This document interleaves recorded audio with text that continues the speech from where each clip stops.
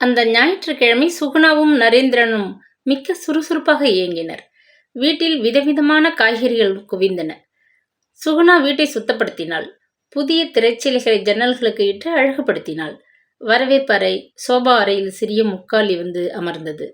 அதன் மீது புத்தம்புது மெருகுடன் பித்தளை குத்து விளக்குகள் காட்சி தந்தன. பூஜைக்காக விளக்கு ஏத்தாட்டியும் பாலிஷ் போட்டு பார்வையா வைக்க தெரியுது. மேகநாதன் சிரித்து கொண்டார். அவரிடம் எதுவும் கலந்து கொள்ளாமல் கணவன் மனைவி இருவருமே விருந்து கொண்டாடும் வைபவத்தை பற்றி திட்டங்கள் தீட்டினார்கள். சாப்பாட்டு மேஜையில் எல்லாத்தையும் வச்சிடலாம். பஃபே முறையில் சாப்பாடு வச்சுட்டா நல்லது, சுகுணா கூறினாள். எங்கள் எம்டி வடக்கத்திக்காரர். நம்ம ஊர் இட்லி தோசை சாம்பார் எல்லாம் பிடிக்குமாம். அதனால் நல்லதா சட்னி, பூ போல இட்லி, சூடா வடை சாம்பார் எல்லாம் செய்துடு.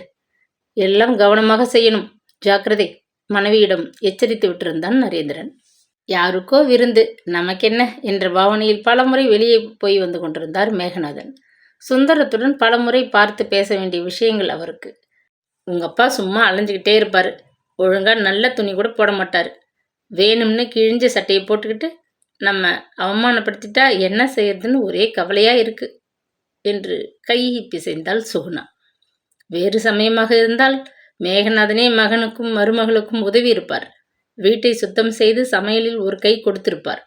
இப்போது அவர்தான் வேண்டாத விருந்தாளியாக போயிட்டாரே. மகன் தந்தையிடம் வந்தான். இதை பாருங்கப்பா, எங்கள் எம்டியை இன்னைக்கு விருந்துக்கு கூட்டி இருக்கிறேன். அவர் கூட இன்னமும் கொஞ்சம் ஆஃபீஸ்காரங்கள்லாம் வருவாங்க.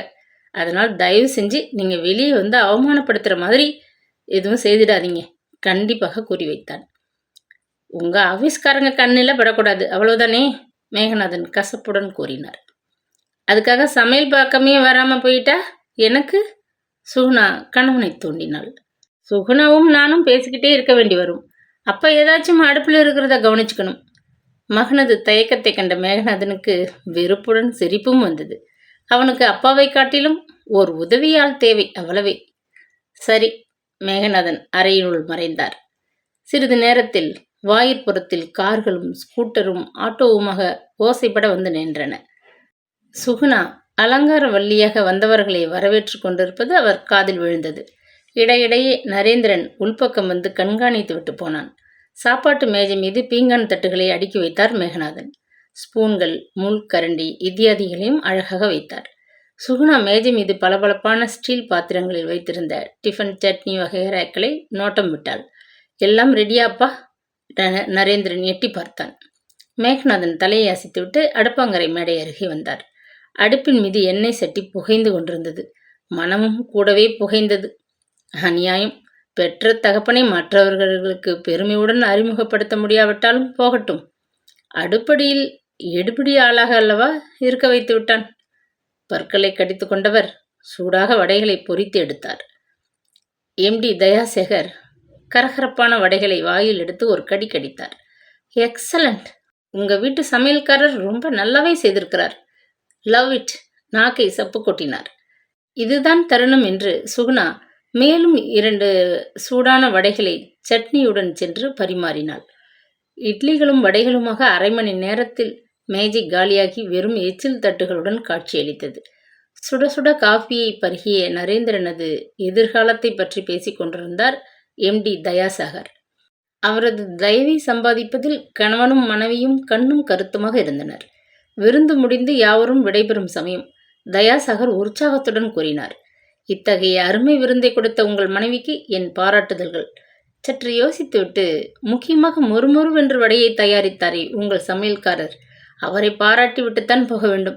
சமையலும் ஒரு கலை அல்லவா? எங்கே கலைஞர் என்றார் அவர். சுகுணா அடிப்போனாள். நரேந்திரன் மனைவியை பார்த்து விழித்துவிட்டு உள்ளே செல்ல மனமின்றி, எங்கே அவரை கூப்பிடுங்க. தயாசாகர் உறக்க கூவியதும், யாரை கூப்பிட்டாங்க, என்னையா கேட்டபடி மேகநாதன் வெளியே வந்தார். அடுப்படியில் வேலை செய்ததால் முகத்தில் பூத்திருந்த வியர்வையை மேல் துண்டினால் துடைத்தபடி வந்தவர் ஒரு கணம் மலைப்புடன் நின்றார். தயாசாகர் வியப்பும் மகிழ்ச்சியுமாக, மிஸ்டர் மேகநாதன், என்னை தெரியுதா? நான் தான் சாகர் என்றபடி அவர் அருகில் ஓடோடி வந்து நின்றார். கோசல்ராம் வீட்டில் வளர்ந்த அவரது மருமகன் அக்கால் மகனா? மேகநாதன் கண்களை சுருக்கி அவரை உறுத்து பார்த்தார். வியப்பினால் அவர் கண்கள் விரிந்தன. கோசல்ராம் மருமகன் இல்லை, நீங்க எப்படி இங்கே? தடுமாறினார். சின்ன பிள்ளையில பார்த்தா போலயே நிறுத்தி விட்டார். நீன்னு சொன்னா போதும். எங்க மாமா கம்பெனியை முன்னுக்கு கொண்டு வந்ததே நீங்க தான் எங்க அப்பா அடிக்கடி சொல்வார். உங்களைப் போல ஒரு நாணயஸ்தர் கிடைச்சா கம்பெனி எப்படி பெருகிற பேர் எடுக்கும்னு சொல்லிக்கிட்டே இருந்தாரு. அவர் கடைசி வரைக்கும் உங்கள பத்தியே தான் பேசினாரு. மனமுருக பேசிய தயாசாகர் சட்டென நினைவு கூர்ந்தார். உங்களை மறந்தா நன்றி கொன்றதற்கு சமானம் தொடர்ந்தார். ஆமா, இந்த வீட்ல நீங்க என்ன செய்துகிட்டு இருக்கீங்க? இவர் உங்களுக்கு என்னவாகணும்? நரேந்திரனை சுட்டிக்காட்டியபடி கேட்டார் அவர். மேகநாதன் புன்னகைத்தார். தயாசாகர், இதோ இருக்கானே நரேந்திரன், இவனுடைய அம்மா என் மனைவி, அவ்வளவுதான். என்னது, மிஸ்டர் நரேந்திரன், இவர் உங்க அப்பாவா? இவ்வளவு பெரிய மனுஷரை எனக்கு அறிமுகம் செஞ்சு வைக்காம எம்டியின் முகம் கடுகெடுத்தது. எப்பேற்பட்ட அநியாயத்தை செய்திருக்கீங்க? பெத்த தகப்பனார், அதிலும் எப்படிப்பட்ட உயர்ந்த மனிதர்!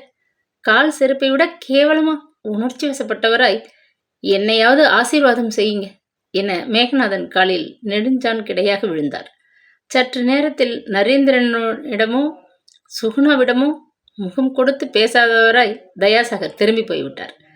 அன்றிரவு முழுவதும் வீட்டில் எவருமே தூங்கவில்லை. அந்த கசப்பான சம்பவத்திற்கு பிறகு மேகநாதனும் நடவடிக்கைகளை தீவிரப்படுத்தி விட்டிருந்தார். இனி மகனிடமிருந்து நிரந்தரமாக பிரிய வேண்டியதுதான் என்ற தீர்மானத்திற்கு வந்திருந்தார். 2 நாட்கள் கழித்து ஒரு நாள் பிற்பகல் நரேந்திரன் பதறிக்கொண்டு வந்தான். அப்பா, அப்பா! அவனுக்கு பின்னால் சுகுணாவும் அடக்கமாக நின்றிருந்தாள். அப்பா, என்னை மன்னிச்சிருங்க.